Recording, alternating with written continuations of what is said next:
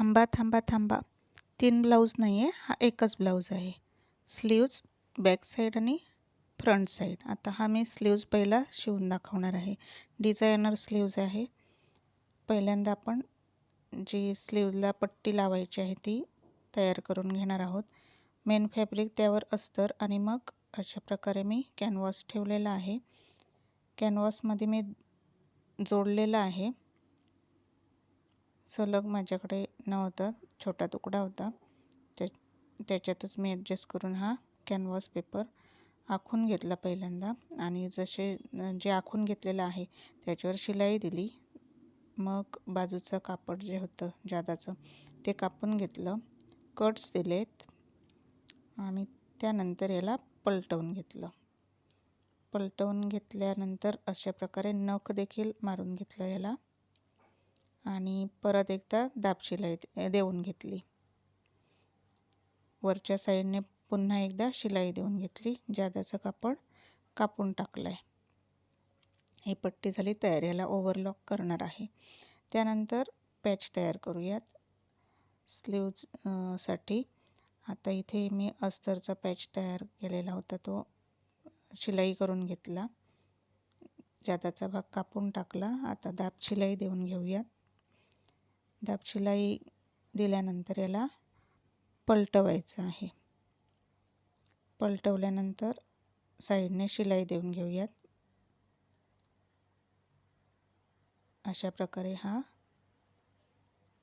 एक पॅच तयार झाला. इथे जे काठपदराचे जे धागे आहेत ते अडकत होते ते नीट करून घेतले आणि हा एक आपला पॅच तयार झालेला आहे. दुसरा पॅच देखील मी तसाच तयार करून घेतला. आता मेन फॅब्रिकवर अस्तर ठेवलं आणि हे बघा आखून घेतलेलं आहे, त्यावर शिलाई देत जायची आहे. मगाशी आपण जो पॅच तयार करून घेतला आहे तो इथे लावणार आहोत. पॅचच्या आकारातच इथे मी शिलाई दिली आणि ही शिलाई आता कडेने पूर्ण करून घ्यायची आहे. हा स्लीव्ज आपल्याला उलटवायचा आहे. त्याच्या आधी इथे मध्ये जादा कापड होतं ते कापून टाकलं, कट्स दिलेत आणि आता याला उलटवून घेणार आहोत. उलटवून झालेला आहे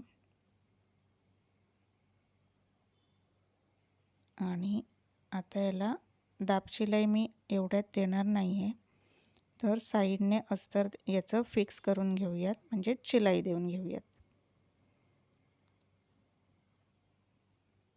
साईडने पूर्ण शिलाई करून घ्यायची आहे.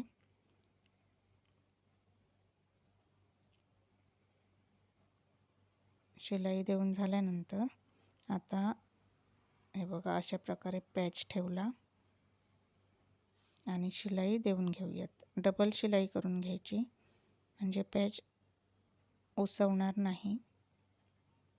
पॅचला आधी मी साईडने ओव्हरलॉक देखील केलेला आहे. आता मगाशी झिगझॅग पट्टी होती ती ठेवली आणि इथे आता शिलाई देऊन घेऊयात सरळ. अशा प्रकारे शिलाई द्यायची आहे आणि ही स्लीव्ज आता तयार होत आलेली आहे. आता छानपैकी याला कापून घेऊया, म्हणजे साईडने जादाचं जे कापड आहे हे कापड आपण कापून टाकूयात. आपली सुंदर अशी स्लीव्ज तयार झालेली आहे. आणि ज्यावेळी एक ब्लाऊज पीसला एकाच बाजूला काठ असतो आणि डिझाईन करायची असते पाठीला, तेव्हा अशा प्रकारे पॅचवर्क करून हाताला देखील आपण डिझाईन करू शकतो.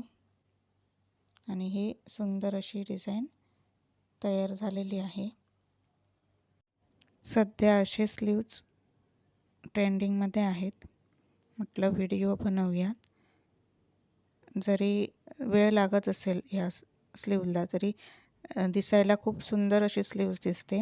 इथे मी पुन्हा एकदा शिलाई करून घेत आहे. जे 2 शिलाई दिल्यात की उसवण्याची शक्यता कमी असते. आणि अशा प्रकारे ही स्लीव्ज तयार झालेली आहे. हे बघा, अशा प्रकारे स्लीव्ज खूप सुंदर दिसत आहे. डिझाईन कशी वाटली नक्की कळवा. धन्यवाद.